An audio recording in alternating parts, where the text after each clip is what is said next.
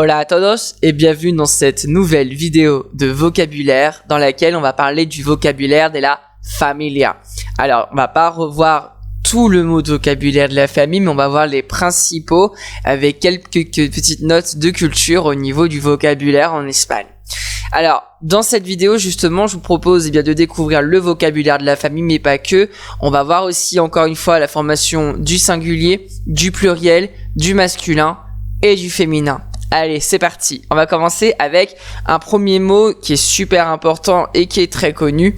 El hijo, la hija, qui va donner au pluriel los hijos. Alors, la première chose qu'il faut faire attention, c'est que en espagnol, le H, il est muet. Il ne s'aspire pas. C'est-à-dire que je dis pas dire hijo. Non. Hijo, hijo, el hijo, la hija, los hijos. Et si je veux former le groupe de personnes, c'est-à-dire par exemple je veux parler des enfants, et bien là je vais dire le mot masculin et je le mettrai au pluriel. Ce qui va nous donner donc du coup los hijos si je veux parler du groupe de personnes. Alors, par rapport aux enfants, attention. En français, on pourrait dire par exemple c'est mon garçon, en parlant de mon fils. C'est mon garçon. En espagnol, on dirait es mi hijo. Si je veux dire es mi chico, on pourrait comprendre plutôt que c'est mon petit copain. Donc ça, il faut faire attention. Mais quand on parle des enfants, on va parler plutôt donc de los hijos. Maintenant, si je parle des enfants dans le sens général, par exemple les enfants de l'école, los niños de la escuela. Et là, ça sera pas le même mot. Autre vocabulaire de la famille, eh bien, ce sont les parents, el padre, la madre, qui va donner donc du coup los padres pour le groupe de personnes. Alors, justement, au niveau de ce mot, on va avoir l'équivalence, comme en français, du mot père et papa, mère et maman. Et pour faire la différence, eh bien, el papa, la mama. Alors, en Espagne, un enfant, il dit rarement papa, mama. Il dirait plutôt papi, mami, ce qui chez nous veut dire les grands-parents. Mais en Espagne et en Amérique latine également, eh bien on comprendra qu'on parle en fait des parents, papi, mami.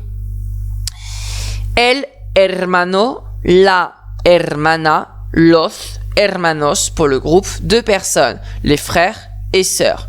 El hermano, le frère, la hermana, je vais placer mon féminin avec un A au lieu du O masculin. Et si je veux le former du coup au pluriel, los hermanos. Et si par exemple je n'ai que des sœurs, mis hermanas. Ça fonctionne également. D'accord ? Par contre, si j'ai un frère et deux sœurs, le masculin l'emportera. Et si je veux parler de mes frères et sœurs, je dirais mis hermanos. Mis hermanos. El abuelo, la abuela, ce qui va donner los abuelos, les grands-parents. El tío, la tía, ce qui va donner los tíos pour le groupe de personnes, les oncles et tantes. Attention, accent sur le i, très important. El tío, la tía, los tíos. D'ailleurs, on l'écoute à la prononciation, on écoute l'accentuation du i. Et là, attention, on va arriver sur un petit faux ami. El nieto, la nieta, ce qui va donner los nietos. Et vous pouvez voir que j'ai remis l'image des los abuelos, puisque ce ne sont pas les neveux, mais les petits-enfants. Attention à ça, c'est un faux ami. El nieto, la nieta, les petits-enfants. Les neveux se disent sobrino, sobrina, qui va donner au pluriel los sobrinos. On retrouve l'image ici du tonton et la tata. El primo ou la prima, cousin, cousine. Ce qui va donner pour le groupe de personnes los primos. Si on remonte un petit peu le temps, on parlera de bisabuelo, bisabuela, les arrière-grands-parents. Qui va donner donc du coup los bisabuelos.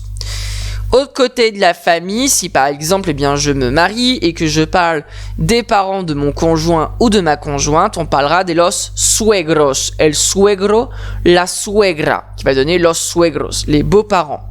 Et si je veux parler, eh bien, des frères et sœurs de mon compagnon ou de ma compagne, eh bien, on parlera de los cuñados. Cuñados. Attention à ne pas oublier la tilde sur la N, sinon le son ne serait pas pareil. El cuñado, la cuñada, le beau-frère ou la belle-sœur. Los cuñados.